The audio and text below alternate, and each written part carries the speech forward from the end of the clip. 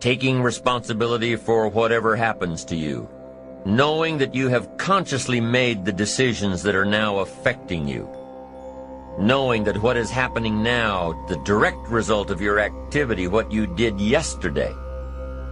Self-reliance is basically counting on yourself, trusting yourself, being confident with yourself, being responsible to yourself, trusting the conclusions that you have developed from your study of experiences and philosophies, learning from the mistakes that you have made, being self-reliant.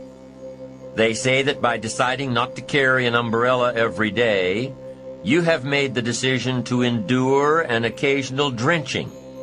Translation: by not being prepared, you make the choice of getting caught in some of life's unpleasant circumstances. Failures, economic losses, professional losses, personal losses.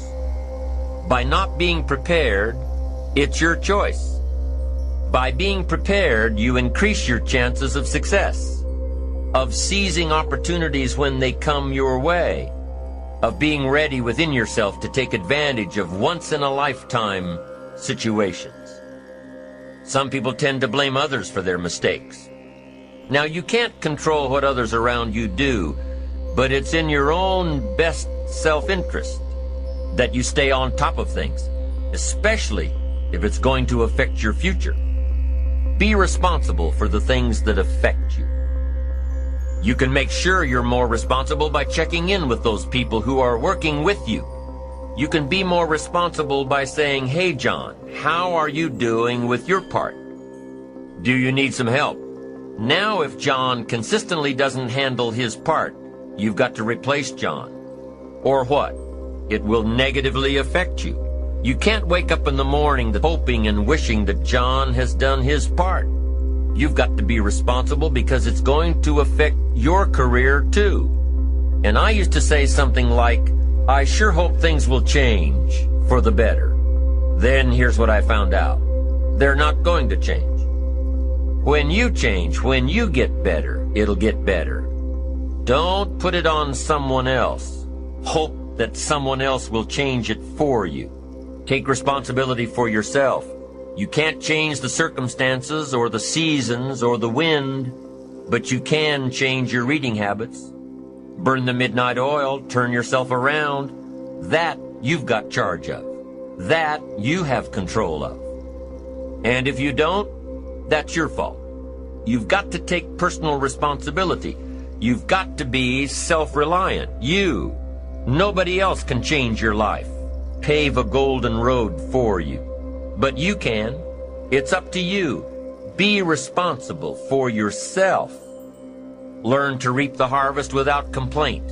And here's where it comes from: taking full responsibility. For everything you do, be responsible to yourself. Whatever your paycheck is, take full responsibility.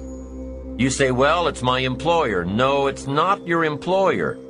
You can become twice as valuable, 3 times as valuable, doing everything in your power to stay on track. Whenever your preparations lead to success, you reinforce the disciplines that got you there. If what you're doing is working, keep doing it. If what you're doing isn't working, change it. When you are doing all that you can possibly do and are successful at reaching your expectations, keep doing it. Psychologists call this positive reinforcement. That's how we train our dogs. That's how we teach our kids. By positive reinforcement. When you bring a brand new puppy home and try to teach him not to mess in the house, what do? You reward him for going outside or scratching at the door. When you're trying to get your older kids to crack the books and study, what do? You reward them when they get good grades. You teach them that the skills they are developing now will have great positive effects on their lives later. This is positive reinforcement. Learning that there are rewards for doing something good. The greater the value, the greater the reward. The better you do, the better your reward. A bigger paycheck, a better house. It's all a reward system.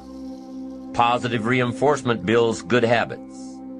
If what you are doing are building your ambition and increasing your success, keep doing them. Your success is reaffirming that these habits are good, that you need to keep doing what you are doing. By reviewing these habits that bring on success, you reinforce them.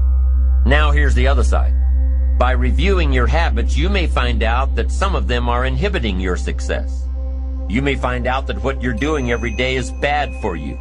Somebody says, well, I've just gotten out of the habit of taking my daily walk around the block. Well, I guess you'll just have to get in the habit of being sick down the road. Somebody says, well, I used to read the books all the time. I've just gotten out of the habit. Then change it. Just get back into the habit. It's called discipline. You can keep your fingers crossed if you want to and hope that it'll all straighten out to change in your favor, but we call that naive at best. You can't keep doing this any longer. Don't wish for a better wind. The key is to wish for the wisdom to set a better sail. That is the philosophy I picked up at age 25, and it revolutionized my whole life. I found it was easy. I became a millionaire when I was 31. Now here's my definition of easy. It was something I could do. But here's a little parenthesis. I worked hard at it. I made sure my disciplines were in line. I made sure my habits were good. I got up early, stayed up late, and worked hard from age 25 to 31. Well, you say, Mr. Rohn, if it was so easy, how come during those 6 years all those other people around you didn't get rich? It's easy not to. That's it. It's easy to keep doing the things that don't work. It's easy not to develop the disciplines. So how come I got rich and they didn't? Here's a philosophical phrase. The things that are easy to do are also easy not to do. That's the difference between success and failure. Here's the key formula for success. A few disciplines practiced every day. What should you spend your time doing? Don't waste your time on things that aren't going to matter. But a few simple disciplines can change your whole economic future. A few simple disciplines. A few simple habits. Repeated every day. Now here's the formula for failure. Errors in judgment. Repeated every day. I'm telling you, they'll spin out of control in 10 years. A few errors every day. It's disastrous. Now here's why it's easy to repeat an error in judgment. Because failure doesn't fall at the end of the first day, or the first week, or the first month. It's easy to get faked out.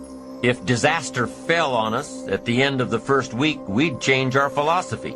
But it's so subtle. They're so subtle. They get you a little off course. You keep drifting off course, and all of a sudden you're caught. So you've got the choice right now of one of two easies. Easy to do or easy not to do. I can give you in one sentence how I got rich by the time I was 31. I did not neglect to do the easy things I could do for 6 years. That's the key. I found something easy I could do that led to fortune, and I did not neglect to do it.